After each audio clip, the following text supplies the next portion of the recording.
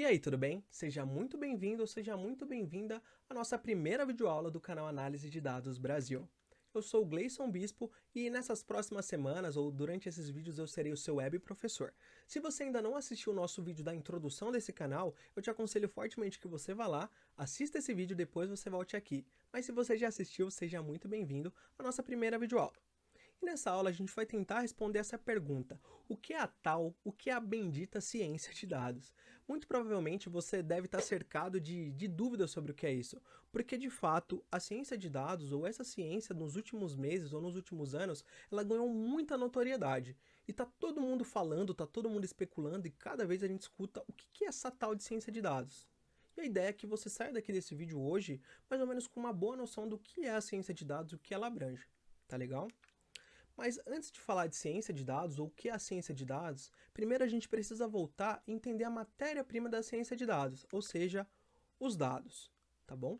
E quando você pesquisar sobre o que é o dado, o que são os dados, você vai encontrar uma série de definições diferentes de várias pessoas, de vários professores, de vários autores, tá?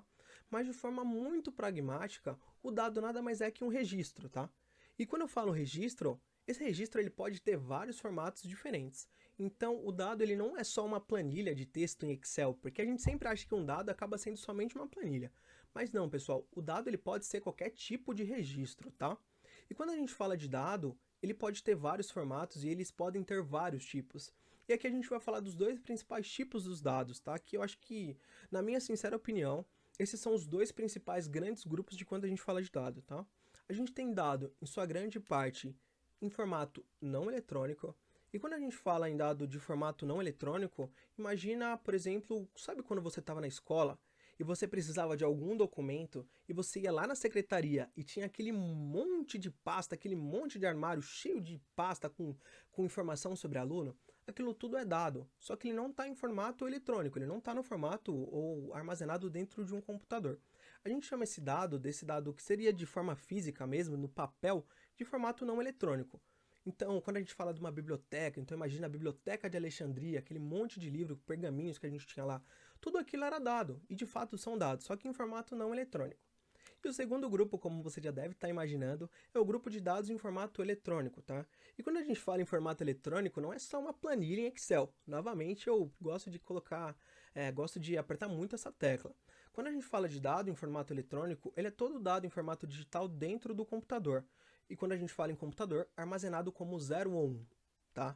Então, quando eu falo desse tipo de dado, eu me refiro tanto a uma planilha do Excel, quanto um documento Word, quanto um vídeo, uma música. Então, tudo isso que é armazenado dentro de um computador em formato eletrônico, a gente pode considerar o dado, tá?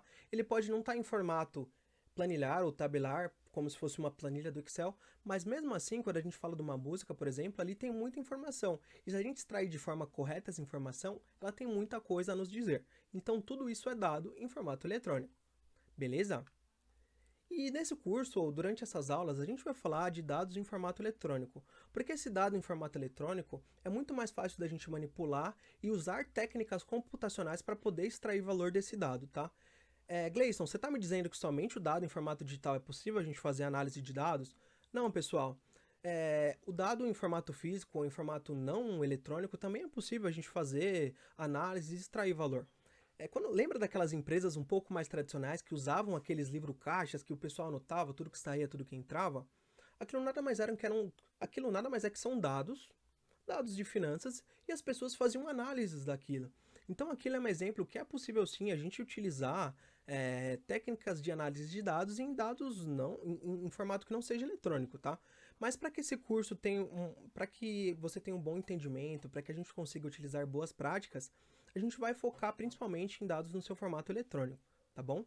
Para que a gente vai manipular dentro do computador. É importante falar isso, tá? Mas é possível sim a gente fazer análise dos dados em formato não eletrônico, mas não é o foco desse curso.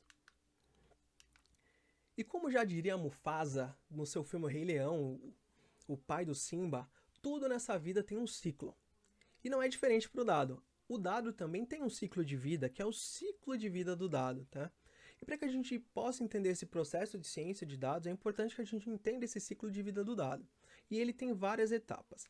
E para que você entenda esse ciclo de vida, eu vou propor um exemplo para a gente aqui, um exemplo para você. Imagina que agora a gente faz parte de uma equipe que faz pesquisa, como se fosse um órgão, como se fosse o IBGE, por exemplo. Então a gente precisa coletar dados dessas pessoas, porque a gente quer fazer um censo eleitoral, por exemplo, tá? Eu vou usar esse exemplo para exemplificar todas as etapas desse ciclo de vida do dado, tá legal? Então vamos imaginar que nós estamos na nossa empresa e vamos começar a entender esse ciclo de vida do dado. O primeiro passo nesse ciclo de vida do dado é a criação. É o momento que você está criando esse dado. Então, por exemplo, no nosso exemplo aqui, a gente vai usar a nossa pranchetinha para sair perguntando para as pessoas: oi, quem você votaria? E a gente vai anotar. Nesse momento a gente está criando, a gente está coletando esse dado, tá? Mas imagina que esse processo de criação, ele pode ter várias formas. Então pode ser um sensor, o sensor de ré de um carro, a todo momento ele está dando informação, ele está criando dados ali através daquele sensor se o carro está próximo ou não. Naquele momento você está criando dados, tá? E esses dados vão ser interpretados pelo carro para te dar algum sinal. Mas imagina que essa criação de dado ela é o principal fator quando a gente está começando nesse ciclo de vida do dado, tá? Então só para a gente voltar aqui para o nosso exemplo, criação. Vamos primeiro anotar os dados dessas pessoas. Vamos criar esse dado.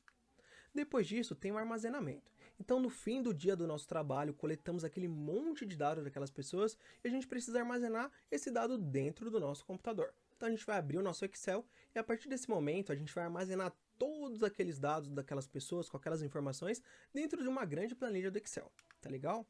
Depois disso, a gente tem um processamento. Mas quando a gente fala de processamento aqui, ele é mais no sentido de transformação.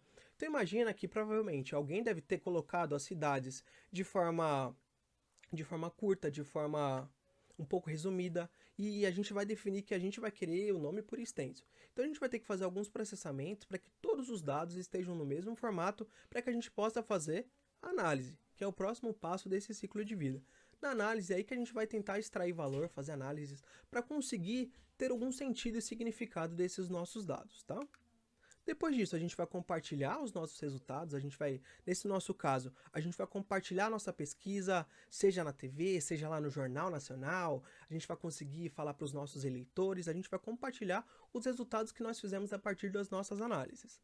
A partir daí, a gente vai fazer o descarte desse dado, tá? E por fim, a gente volta para a criação. Isso é um ciclo. Quer dizer que esse ciclo é o padrão para todo tipo de dado? Não, pessoal. Antes do descarte, provavelmente, volta para armazenamento. Dependendo do tipo de dado que você está trabalhando, você tem que ter uma retenção daquela informação, uma retenção desse dado. Mas isso aqui é um ciclo bem padrão, tá? Ou é um ciclo bem geral, que pode ser só para você entender aqui o nosso exemplo, tá? Não quer dizer que ele seja o padrão e para todo dado que você vai trabalhar, seja esse ciclo. Mas esse é um ciclo bem generalizado, só para você entender a vida do dado, tá? Então, todo esse ciclo de vida dos nossos dados. E eu fiz todo esse caminho, falei do dado, do ciclo de vida do dado, para a gente voltar para a nossa pergunta: o que é ciência de dado? O que é ciência de dados, tá? E quando a gente fala de ciência de dados, eu gosto muito dessa definição, que é a definição que eu vi no livro Introdução à Ciência de Dados, do professor Fernando Amaral. E de fato, ciência de dados, ele é todo esse processo. Ele é a ciência que acaba estudando o dado desde a sua criação até o seu descarte, tá?